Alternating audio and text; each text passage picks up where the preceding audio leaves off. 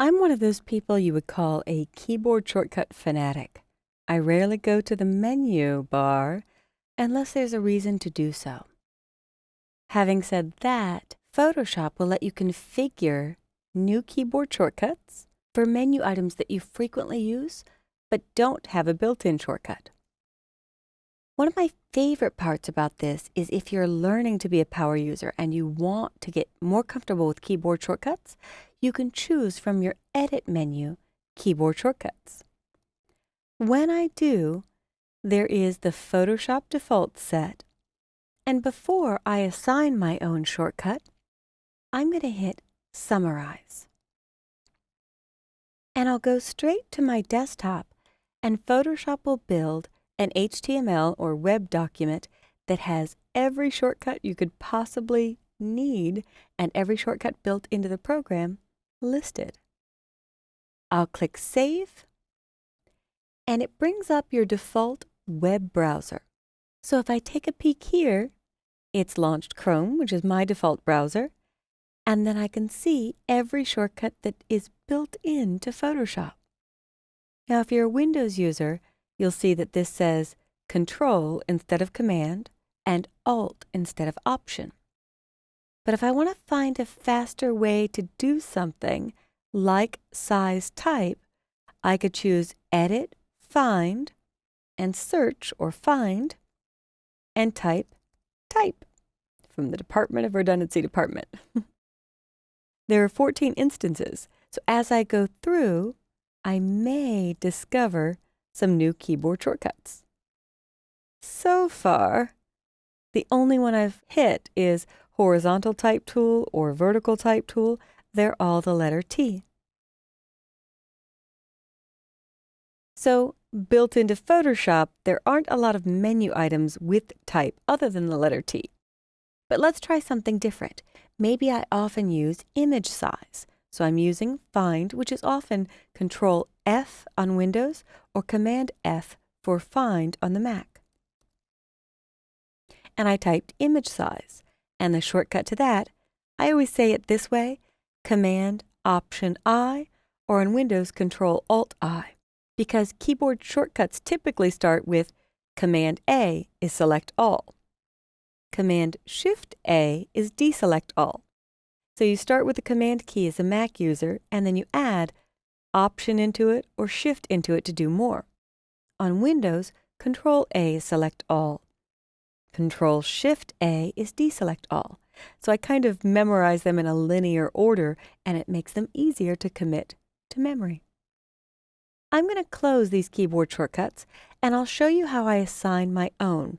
There is one tool which had a shortcut in Photoshop years ago that they stole for a new tool that I don't use that often.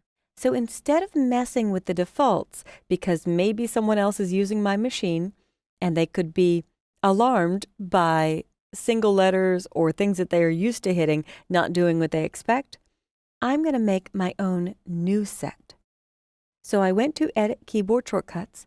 I'm creating a new set with all of Photoshop's default shortcuts. And I'll just call it Kelly. And it creates a keyboard shortcut file, a .kys for keyboard shortcuts. And you'll see it has to go to a specific location. Do not change this location. That way it's always there every time you launch Photoshop. So when I hit Save, you can reprogram your application menus, your panel menus, again, the panels being the things on the right or your Tools panel, or the tools themselves. And in Tools, they're listed by the order they occur in your Tools panel or toolbar. And the shortcut I want to reassign or steal back is the Blur tool. Years ago, it was the letter R for Blur, but today it is the Rotate View tool, R for Rotate View. I don't use Rotate View as often as I use Blur. So if I scroll down with a few clicks, there is the Blur tool. If I click on it once, I can click in Shortcut and hit the letter R for Blur.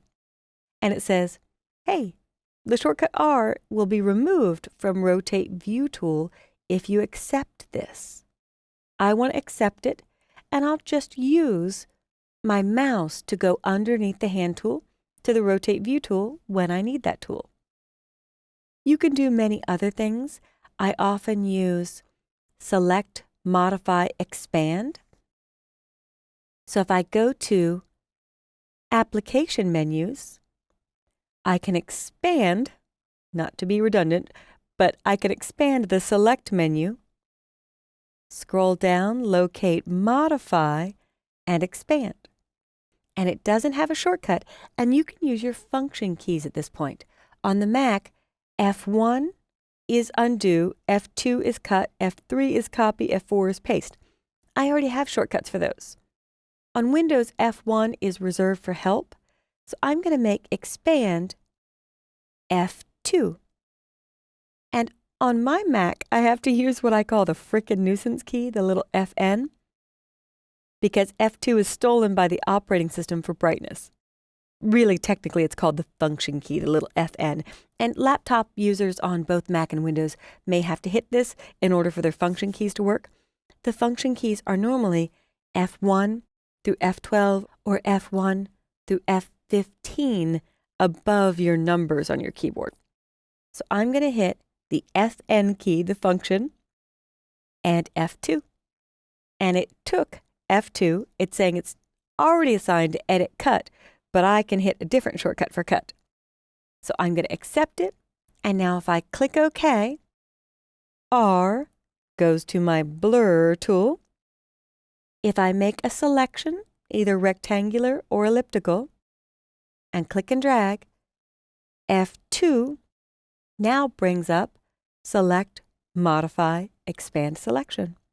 So I'm much more efficient in Photoshop, and I can assign shortcuts for things I use frequently that I used to have to go to menus for. So take a tour through your menus and see if you're a keyboard shortcut person, if there's some items that don't have shortcuts, and assign your own under Edit, Keyboard Shortcuts.